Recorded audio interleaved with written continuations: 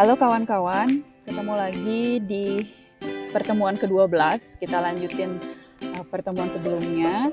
Mudah-mudahan belum bosan dengan suara saya, dengan suara cempreng saya.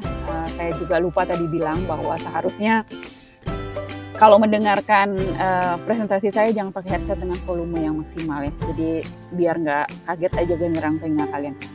Pertemuan ke-12 kita kali ini mengenai Urban Heat Island atau UHI. Bahasa Indonesianya adalah Pulau Bahang Perkotaan atau Pulau Panas Perkotaan. Dan sama seperti istilah kolonialisme lainnya, dia lebih sering disebut sebagai UHI dibandingkan dengan Pulau Bahang Perkotaan. Apa itu? UHI adalah isoterm tertutup yang menunjukkan daerah permukaan yang relatif hangat yang diasosiasikan dengan daerah yang paling sering ada aktivitas manusia seperti perkotaan. Ini oleh American Meteorological Society di tahun 2000. Definisi lain, efek UHI adalah suhu yang lebih hangat di daerah perkotaan dibandingkan dengan lingkungan pedesaan di sekitarnya, oleh OK di tahun 2000. Jadi kita tahu bahwa kota itu lebih panas dibandingkan desa.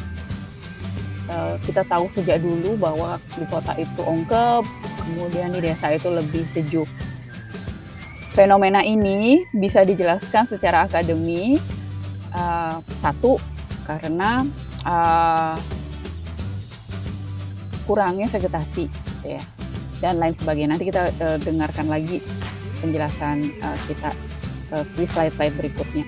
Tetapi yang harus penting diingat bahwa adalah perbedaan suhu di antara dua tempat ini harus dilakukan secara bersamaan di hari yang sama dan waktu yang sama, yaitu biasanya pada malam hari. Perbedaan suhunya bisa 3-10 derajat Celcius. Jadi bisa dibayangkan seberapa tinggi perbedaannya antara kota Denpasar dengan kampung saya misalnya di Apuan, di Tabanan gitu ya.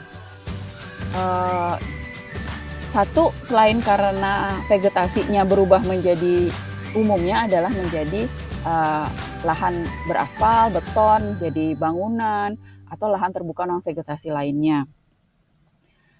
Sejarahnya, UHI ini pertama kali diinvestigasi, diteliti oleh Luke Howard di tahun 1810-an, itu di abad ke-17, yang merasa bahwa ada korelasi antara kurangnya vegetasi dengan kelembaban tanah dan panas suhu udara, peningkatan suhu udara. Karena menurut Luke Howard, tanaman pada saat siang hari dia bekerja untuk menyerap panas untuk fotosintesis, kemudian dia menguapkan ke atmosfer pada malam hari dengan proses namanya evapotranspirasi. Evapotranspirasi ini adalah efek mengeluarkan keringat pada manusia. Jadi dia mengeluarkan air dan bisa menghasilkan efek pendinginan. Jadi kalau misalnya tidak ada vegetasi yang bisa mengeluarkan keringat, dalam tanda kutip ini pada saat malam hari, maka udaranya tidak lagi dingin kan, karena air itu sifatnya dingin. Sehingga ya akan menjadi lebih panas. Apalagi kalau pengganti dari vegetasi ini adalah infrastruktur yang sifatnya menyerap panas dan menahan panas, misalnya beton atau aspal, sehingga daerah di sekitarnya akan menjadi kedap air dan kering. Selain karena tidak adanya vegetasi, saya lanjutkan, penyebab dari UHI adalah limbah panas yang dihasilkan oleh aktivitas manusia dari penggunaan energi. Misalnya dari kendaraan bermotor, dari industri, dari penggunaan air conditioner. Jadi ketika populasi kota bertambah, misalnya akibat urbanisasi ataupun akibat kelahiran, maka kebutuhan akan itu tentu akan juga meningkat. Peningkatan kebutuhan akan meningkatkan kebutuhan akan energi. Kebutuhan energi akan menghasilkan UHI yang lebih tinggi dan seterusnya. Jadi dia kayak lingkaran setan gitu ya. Terus meningkat suhu udara di perkotaan di seluruh dunia. Sedangkan penyebab yang ketiga adalah efek geometrik. Itu adalah ketika desain dari bangunan secara tidak sengaja itu bisa menghasilkan efek memantulkan, menyerap sinar matahari, dan melepaskannya secara perlahan. Jadi di perkotaan tidak cepat dilepaskan, tetapi secara perlahan dilepaskan, dan itu menyebabkan udara di perkotaan menjadi lebih hangat. Secara tidak sengaja arsitek berkomplot ya untuk menghasilkan efek geometrik ini pada perkotaan. Selain itu, gedung-gedung ini bisa menangkap energi, dia juga bisa memperangkap angin yang membantu panas matahari untuk cepat keluar. Jadi kalau kamu merencanakan gedung, perhatikan juga daerah sekitarnya sehingga tidak menambah panas daripada kawasan tersebut. Jangan sampai bangunan kamu memerangkap energi panas dan menghalangi angin. Yang tadi ya, dari rangkumannya, UHI terjadi karena sebagian vegetasi digantikan oleh aspal dan beton untuk kebutuhan pertumbuhan populasi manusia. Apa itu salah? Enggak salah.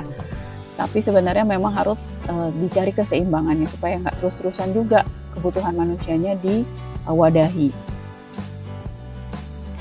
Kemudian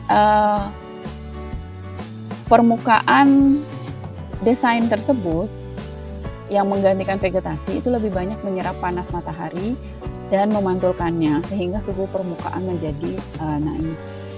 Mungkin ini bisa diselesaikan dengan penggunaan material yang bisa menyelesaikan masalah tersebut, jadi tidak menyerap matahari dan memantulkannya.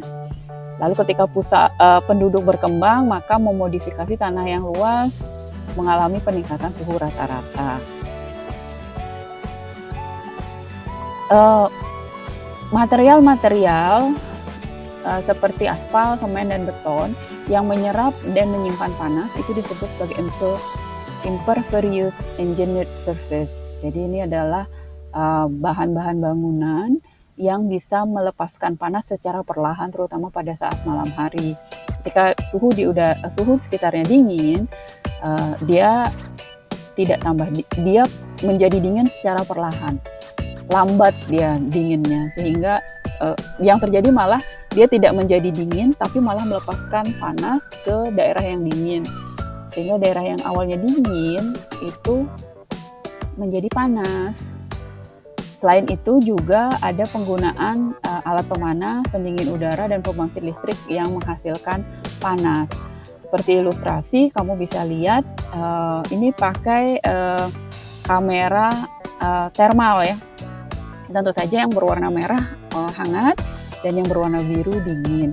Jadi semakin merah dia semakin panas dia. Ini diambil pada saat malam hari. Ini salah satu contoh kajian akademik mengenai hal tersebut. Ini kalau bisa dilihat, ini adalah image dari jalan yang ada gedungnya. Yang paling panas itu adalah aspal, kemudian gedung, lalu kemudian yang hijau-hijau, tentu warnanya hijau itu adalah pohon, dan mobil, sedikit mobil. Bannya itu sudah orange ya, mungkin karena mobilnya berhenti. Tapi kalau bergerak mungkin bannya pun berwarna merah. Tapi kalau dilihat langit, warnanya biru. Oh, jadi kelihatan bahwa di perkotaan ini, gambar di perkotaan seperti ini suasana pada saat malam hari ketika kamu menggunakan kacamata thermal atau kacamata panas. Ada juga yang bilang bahwa beberapa penyebab UHI itu adalah satu, dirangkum bahwa dia rendahnya jumlah evapotranspirasi karena vegetasi, tadi udah disebutkan. Kemudian penyerapan sinar matahari karena albedonya rendah, penyerapan sinar matahari. Kemudian halangan terhadap aliran udara yang tadi ya, jadi udara atau angin itu penting untuk memindahkan panas ke tempat lain. Kalau nggak ada udara ya tentu saja akan tetap panas kalau tidak ada angin. Kemudian jumlah pelepasan panas antropogenik yang terlalu tinggi. Itu didapat dari mesin, penggunaan mesin atau kendaraan bermotor. Oke, apa itu albedo? Albedo itu adalah perbandingan energi matahari yang dipantulkan dengan yang masuk atau yang diserap. Dan ini tergantung pada susunan permukaan bahan, misalnya trotoar atau pelapis dan seterusnya. Albedo ini memiliki dampak pada pembentukan iklim mikro, iklim di daerah sekitar, jadi iklim di kawasan tertentu. Kemudian albedo dari kota itu bervariasi tergantung dengan permukaan, orientasi, heterogenitas bahan untuk atap dan trotoar dan lainnya.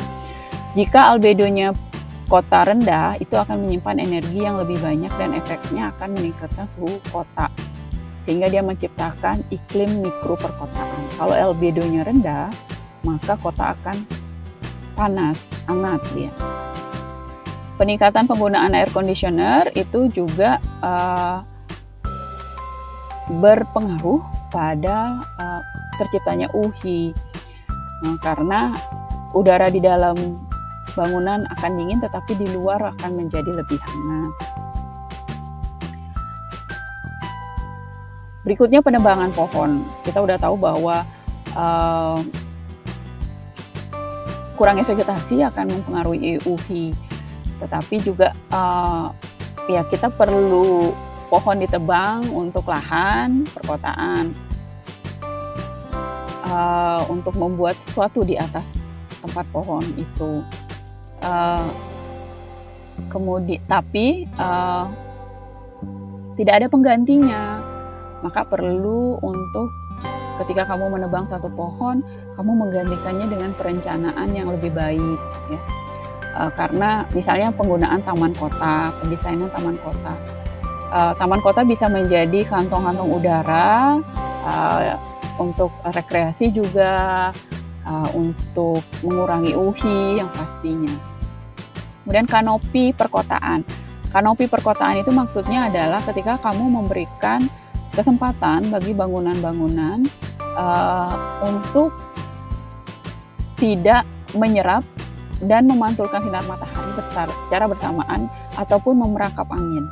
Bagaimana kamu secara berkomplot dengan arsitek lain untuk tidak menciptakan neraka panas dan angin ini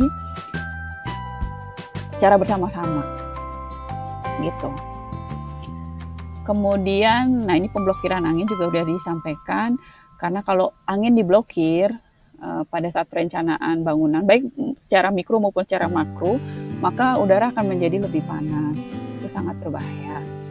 Lalu ada polusi udara. Polusi udara menurut Bose di tahun 2009 juga memperburuk UHI karena karbon dioksida yang dilepaskan ke udara ataupun karbon monoksida yang dilepaskan ke ozon itu memperburuk, makin merangkap sinar energi panas matahari, dan itu akan memperbesar lubang ozon juga sebenarnya. Oke, tadi saya bilang bahwa UHI umumnya terjadi pada saat malam hari. Sebenarnya dia pada siang hari juga terjadi, tetapi perbedaannya lebih mudah atau sangat signifikan terbaca pada saat malam hari.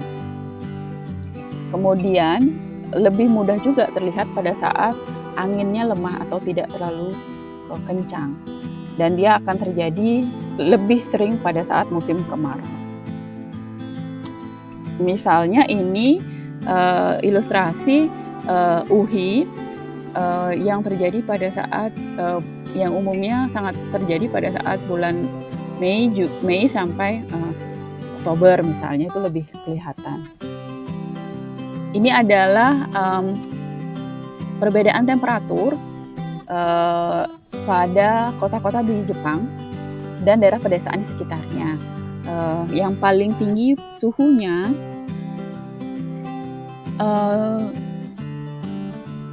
itu Tokyo, ya, di tahun 2007. Tapi awalnya yang paling tinggi itu adalah Katsura.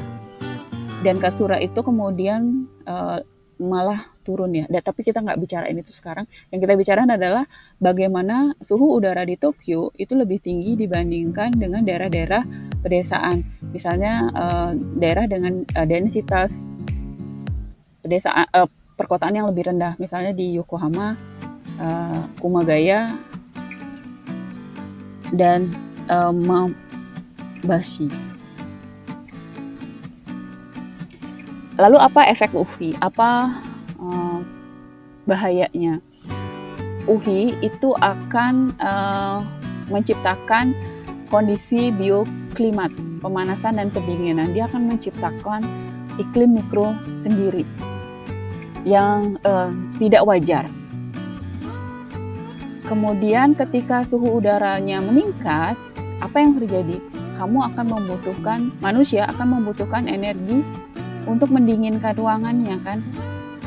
Lalu kebutuhan energi itu malah akan memunculkan efek UV lagi. Jadi dia bolak-balik begitu aja dia. Ketika udara panas di perkotaan, kamu pakai AC, kemudian ketika padahal AC itu juga membuat salah satu penyebab UV. Dan nggak akan selesai UV seperti itu ya. Jadi perlu ada penanganan, kesadaran dari pemerintah, terutama pemerintah bersama-sama dengan masyarakat untuk memahami soal efek bahaya dari UV ini pada kesehatan penduduk. Refleksinya dampak UV itu antara lain adalah satu, meningkatkan konsumsi energi untuk pendinginan misalnya, untuk penghawaan. Lalu emisi gas rumah kaca juga meningkatnya juga masalah kesehatan dan sumber daya air, karena kita butuh air untuk mendinginkan ya, sedangkan mendinginkan suhu udara. Jadi kita perlu air lebih banyak sebenarnya untuk menanggulangi UV. Nah, ini adalah ilustrasi mengenai UV yang memerangkap sinar matahari gitu ya. Dia menciptakan efek iklim mikro sehingga panas matahari yang masuk ke perkotaan tidak bisa keluar. Dia terus aja menerima panas tetapi tidak bisa mengeluarkan panas matahari sehingga dia makin panas.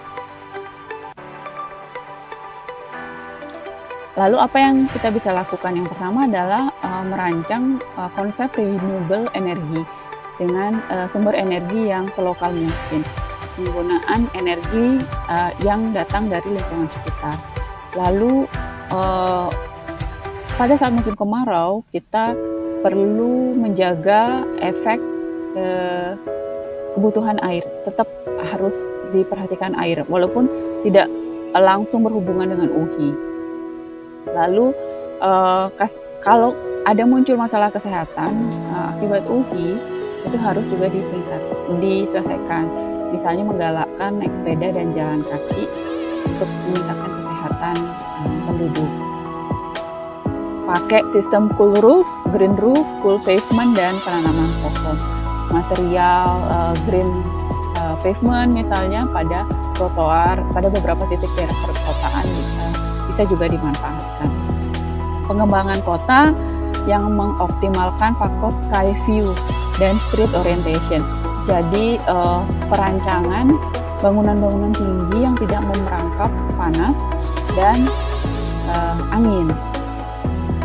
Lalu perlu decision support tool untuk perencana, arsitek, dan tata kota untuk mengidentifikasi dan memprioritaskan intervensi anti UV pada daerah-daerah yang rawan akan munculnya UV.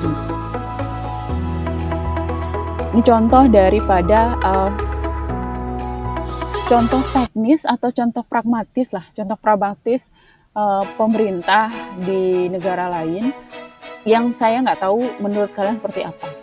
Jadi Los Angeles itu mengecat aspalnya dengan warna putih supaya tetap dingin katanya begitu ya. Jadi aspal yang awalnya warna hitam dia ganti dengan warna putih untuk menghasilkan efek pendinginan.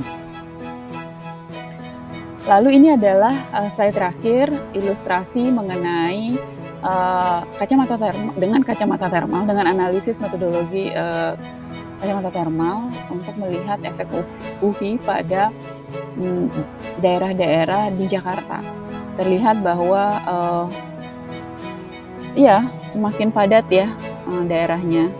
Ya, tapi ini yang merah ini adalah daerah yang tidak terbangun, yang kemudian yang hijau ini daerah terbangun. Ini kelihatan juga semakin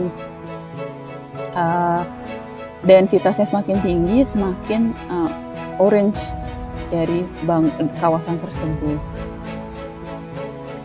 Nah, oke. Jadi sekian presentasi dari pertemuan ke-12. Jangan lupa untuk mengisi refleksi yang saya share di grup WA untuk kalian jadikan absen. Sekian dari saya, terima kasih, sampai berjumpa lagi, sampai ketemu lagi. Thank you.